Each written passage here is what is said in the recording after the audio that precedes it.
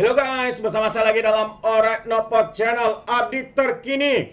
Sahabat-sahabat semua ya, berkaitan dengan rasuah RM 80 juta yang membabitkan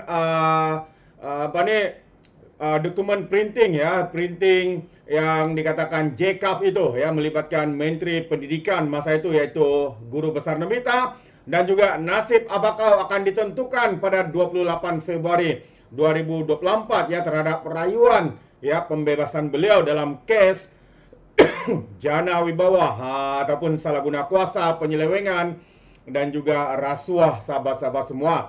Jadi menarik untuk kita ikuti apakah kenyataan media terkini ya daripada pihak ISPRM ya berkaitan dengan kes JCAF ini. Jadi dokumen projek pencetakan buku dirampas oleh ISPRM. Itu dia antara perkara terkini ya. Apabila dikatakan pihak ISPRM ya telah pun merampas dokumen berkaitan dengan projek percetakan buku JCAF yang bernilai RM 80 juta telah pun dirampas oleh Suruhanjaya Pencegahan Rasuah, yaitu ISPRM. Rampasan dokumen tersebut dibuat ya susulan penahanan bekas setiausaha politik ya Datuk Razi Jidin ya, MP Perikatan Nasional ya untuk Parlimen Putrajaya yang pernah menjadi Menteri Kanan Pendidikan. Rampasan itu dibuat mengikut section ya dalam 16 dalam kurungan E dalam kurungan B Akta ISPRM 2009. Kata mereka dalam kenyataan ini, individu terbabit bersama seorang lagi yang berusia 50-an ya, yang juga pemilik syarikat bagaimanapun, dibebaskan hari ini selepas tidak disambung reman, kata sumber laporan berita harian.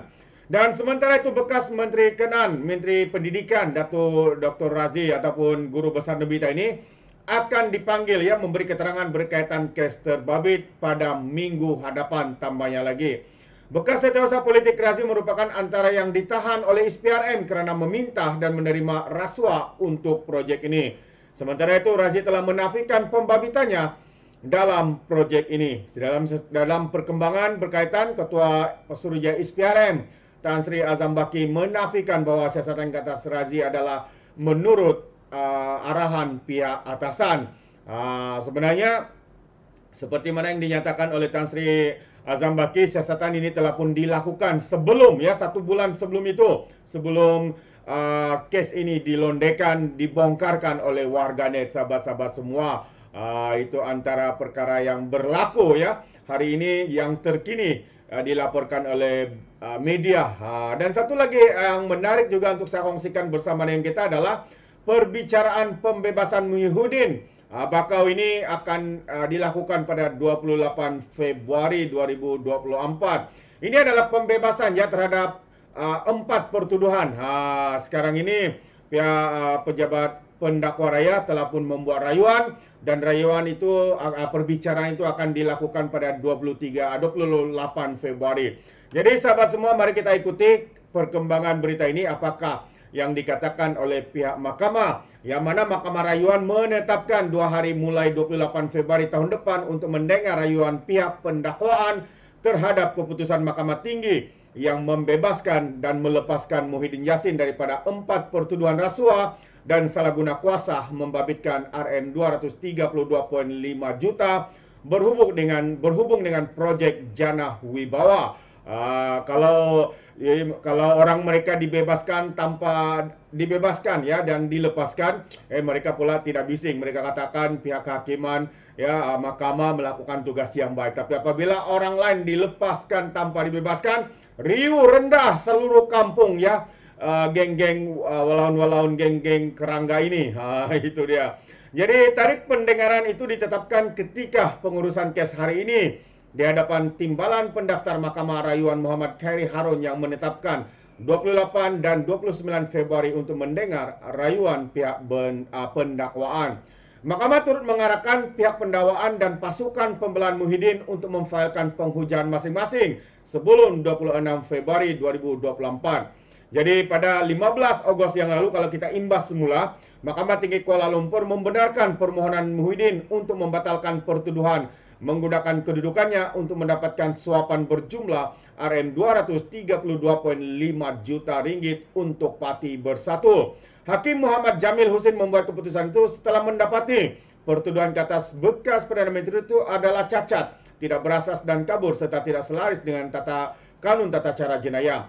Katanya pertuduhan itu tidak mendedahkan butir-butir yang mencukupi mengenai kesalahan yang didakwa mengikut Akta ISPRM 2009. Justru tertuduh tidak dapat menyediakan arahan selanjutnya kepada peguam yang mewakilinya.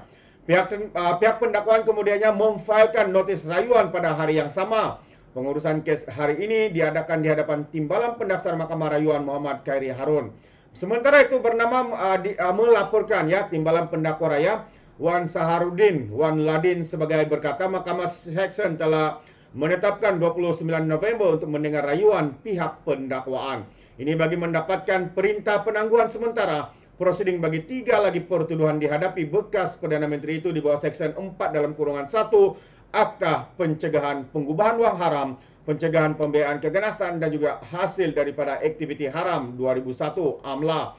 Sementara selesai rayuan di Mahkamah Rayuan, Muhyiddin yang berumur 76 tahun didakwa menggunakan kedudukannya sebagai Perdana Menteri ketika itu dan Presiden Bersatu untuk mendapatkan suapan daripada 3 syarikat, Bukhari Equity Sdn Bhd, Nipcheri Sdn Bhd, Manfur Sdn Bhd dan juga Azman Yusuf untuk Parti Bersatu.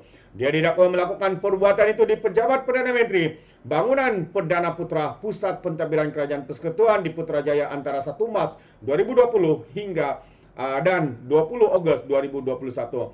Selain 4 pertuduhan itu, Muhyiddin juga menghadapi 2 pertuduhan menerima hasil daripada aktiviti menyalahi undang-undang yang berjumlah Rm195 juta daripada Bukhari Equity yang didepositkan ke dalam akaun CIMB Bank Bersatu. Jadi kalau kita lihat sahabat semua bahwa akaun Bersatu ini bukan saja dibekukan tetapi juga telah pun disita.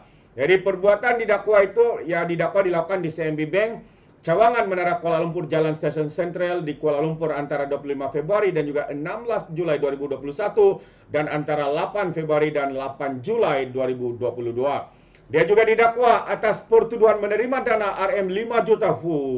Juta-juta mereka main ini daripada Bukhari Equity Sdn Bhd yang merupakan hasil daripada menyalahi undang-undang di Cawangan Embeng Amkop Mall di Jalan Persiaran Barat, Petaling Jaya, Selangor pada 7 Januari tahun lepas. Dana itu didakwa dikreditkan ke dalam akaun parti di Embeng. Dalam permohonan untuk perintah penangguhan, pihak pendakwaan berkata terdapat alasan yang kukuh untuk mewajarkan prosiding di Mahkamah Seksyen ditangguhkan. Pihak pendakwaan berkata jika prosiding Mahkamah Seksyen dibenar diteruskan, rayuan pendakwaan akan menjadi tidak jelas jika terdapat sebarang permohonan interlokutori difailkan untuk mengetepikan 3 pertuduhan lain yang berkaitan dengan 4 pertuduhan itu. Pihak pendakwaan juga berhujah bahwa Muhyiddin tidak akan diprejudice sekiranya Mahkamah Seksyen mengekalkan status quo sehingga rayuan pihak pendakwaan diputuskan oleh Mahkamah Rayuan. Jadi ini dia sahabat semua, nasib Muhyiddin bakal diketahui pada 28 Februari 2024. Menarik sungguh pimpinan-pimpinan utama daripada Parti Bersatu ini. Mungkin ini adalah kehebatan mereka. Walaupun seringkali mereka melakukan, mereka bersih, integriti, melawan rasuah, tapi hakikatnya sahabat semua, satu demi satu dibongkarkan, dilondekan terhadap perkara-perkara yang melibatkan salah guna kuasa, penyelewengan, pengubahan uang haram, suapan, rasuah dan sebagainya. Jadi benarlah apa yang dikatakan oleh rakyat marhain warganet di luar sana bahwa Parti Bersatu ini, Perikatan Nasional ini memang sesuai mereka memanggil diri mereka sebagai parti yang bersih. Karena apa? Karena mereka adalah geng sapu bersih. Semua disapu bersih, sahabat-sahabat semua. Itu antara kehebatan mereka. Wah, itu pandangan saya. Bagaimana pula dengan Anda di luar sana? Adakah Anda setuju atau tidak? Anda boleh berikan komen dalam ruangan komen. Jadi terima kasih. Sampai di sini saja. Izinkan saya untuk mengundurkan diri. Dan seperti biasa, peribahasa mengatakan, tak apapun kangkap, 2 tahun keinginan. Dalam bahasa Melayunya, tepuk dada, tanya selera. Sekian saja pada Orang Dapat Channel. Hingga kita berjumpa lagi. Bye-bye.